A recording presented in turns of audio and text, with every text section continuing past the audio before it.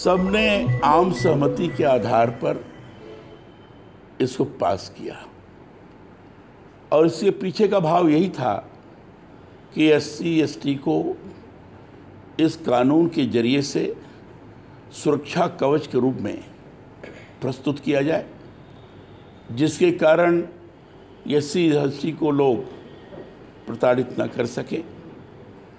लेकिन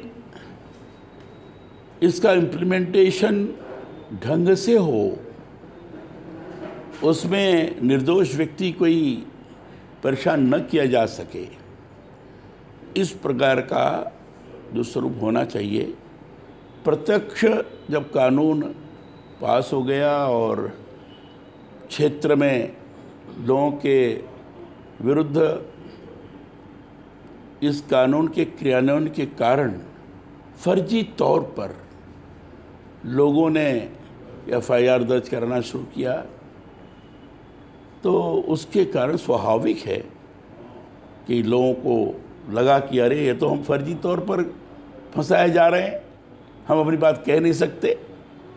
और अधिकारी डर इसलिए रहा था कि हम जानते हुए भी कि ये फर्जी केस है तो भी हम कुछ कर नहीं सकते, अगर करेंगे तो हम ही को हमारे खिलाफ एफआईआर दर्ज हो जाएगी, हम ही को दंडित किया जाएगा।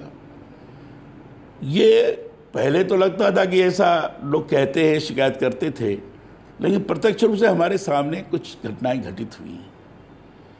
और मैं कह सकता हूँ फैजाबाद में एक परिवार के 4 लोगों को फर्जी केस बनाकर इसी मामले में पूरे परिवार के 4 सदस्यों को गिरफ्तार किया गया।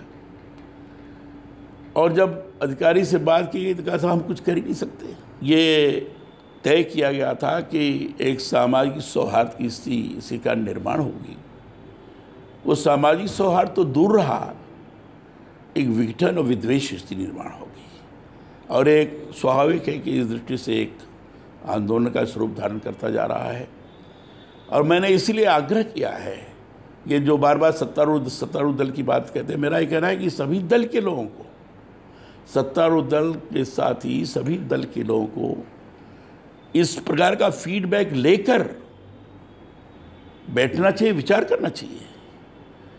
और एससी एसटी का भी सुरक्षा की व्यवस्था हो सके, वो प्रताड़ना उनकी ना हो, और बाकी के लोगों को फर्जी तौर पर परेशान ना किया जा सके। ये मेल बैठ करके विचार विमर्श के पश्चात कोई रास्ता निकालना पड़ेगा, ताकि समाज का एक सौहार्दपूर्ण वातावरण बना रहे। नहीं तो जिस तरीके से क्रियान्वयन हो रहा है, जिस तरीके से सारी चीज़ें की जा रही हैं, लोग महसूस करने लगे हैं कि हमारा नेचुरल जस्टिस भी ख़त्म हो रहा है और लगता है ये कानून हमें प्रताड़ित करने के लिए बनाया गया है, ऐसा लोग अनुभव कर रहे हैं। मनोवैज्ञानिक दृष्टिया बड़ा खतरनाक स्वरूप बन जाएगा। और इसलिए आवश्यक है कि आज की परिस्थिति में सभी दल के लोगों को बैठ करके इस समस्या के बारे में गहराई से विचार करना चाहिए। अब ठीक है, ये विरोधी दल, जैसे मैंने प्रारंभ में बताया कि उनको कोई बात लगती कि नहीं हो रहा है तो शोर मचाएंगे, लेकिन उनको भी शासन करने का अधिकार प्राप्त था। आखिर इतने वर्षों में ये जो क्षेत्रीय विषमता है, आर्थिक विषमता क्यों बनी रही, इस ढंग से भयंकर पिछड़ापन क्यों बना रहा, ये प्रश्नवाचक चिन्ह है। आज अगर एक विकास का मॉडल खड़ा कर कुछ करना हम चाहते हैं, ठीक है, उनके मंत्री हमें बताएं कि हाँ हमने बनाया, ठीक है तुमने बनाया, तुमने मॉडल बनाया होगा, लेकिन तो कर तो नहीं पाए, हम कर रहे हैं, तो उसमें हमें कोई आपत्ति नहीं है। आवें जाएं बतावें, जनता को आकलन करने की जरूरत है और जनता आकलन कर रही है।